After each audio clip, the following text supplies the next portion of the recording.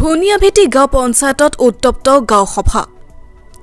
নগাঁও জিলাৰ ঢিং উন্নয়ন খণ্ডৰ অন্তৰ্গত ধনিয়াভেটি গাঁও পঞ্চায়তৰ গাঁও সভাত আজি উত্তপ্ত পৰিস্থিতিৰ সৃষ্টি হয়। জানিব পৰা মতে পঞ্চায়তৰ সভানেত্ৰী আৰু সচিবে মিলি একাংশ ৱাৰ্ড সদস্যাক অন্ধকাৰত ৰাখি নিজৰ খেয়াল খুচিমতে চলাই আহিছিল পঞ্চায়তৰ কাম-কাজ। পঞ্চায়তৰ সচিব আবুল কালাম আজাদে সভানেত্ৰী পাৰবিনা বেগমক লৈ পঞ্চায়তটোত চলাই গৈছিল অবাধ দুৰ্নীতি।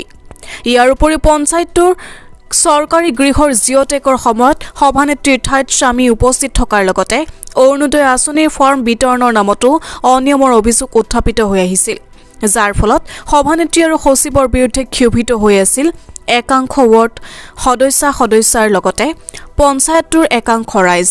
আজি ধনিয়াভেটি গাঁও পঞ্চায়তৰ কাৰ্যালয়ত এখন বিশেষ গাঁও সভা অনুষ্ঠিত হয়। দিনৰ 11 বজাত পঞ্চায়তৰ সভানেত্ৰী পাৰবিনা বেগমৰ সভাপতিত্বত অনুষ্ঠিত হোৱা বিশেষ গাঁও সভাখনত বিকশিত ভাৰত নিশ্চিত নিয়োগ জীৱিকা মিছন আইন 2025ৰ ওপৰত পৰ্যালোচনা আৰু সজাগতা, নতুন কৰ্ম পৰিকল্পনাৰ ওপৰত সজাগতা, বাল্য বিবাহ নিৰ্মূলৰ ওপৰত সজাগতা আৰু যক্ষ্মা ৰোগ মুক্ত পঞ্চায়ত আৰু ইয়াৰ ওপৰত সজাগতা আদি কাৰ্যসূচীৰ ওপৰত সভাখন অনুষ্ঠিত হৈছিল। ইয়াৰ মাজতে পঞ্চায়তৰ একাংশ ৱাৰ্ড সদস্যাই আৰু একাংশ ৰাইজে নিজৰ ক্ষোভ উজাৰি সভানেত্ৰী আৰু সচিবক প্ৰশ্ন কৰাত সভানেত্ৰীয়ে সভা ভংগ কৰি গুচি যায়। News desk report Batadrawa live.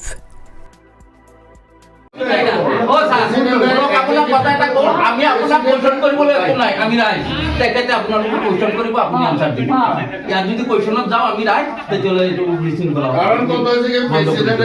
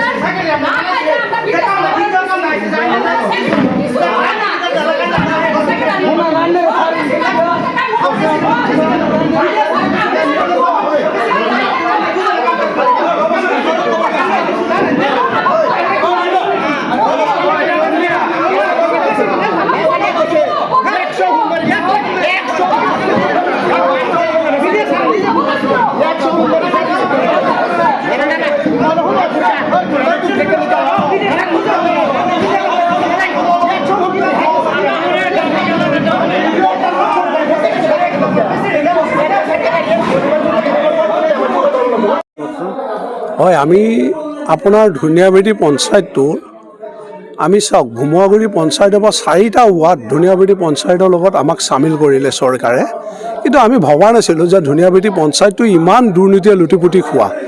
এই পঞ্চায়তটোত হৈছে এনেকুৱা, আপোনাৰ আজি চাওক মানুহে এই পঞ্চায়তত কিবা এটা বস্তু বিচাৰিবলৈ মানুহে ইয়াত ভয় খায়, কাৰণ এই পঞ্চায়তটোৰ নীতি নিয়ম ইমান বেয়া, য'ত নেকি আমাৰ ভুমুৱাগুৰি পঞ্চায়তটো বহুত ভাল আছিল ইয়াক চাই।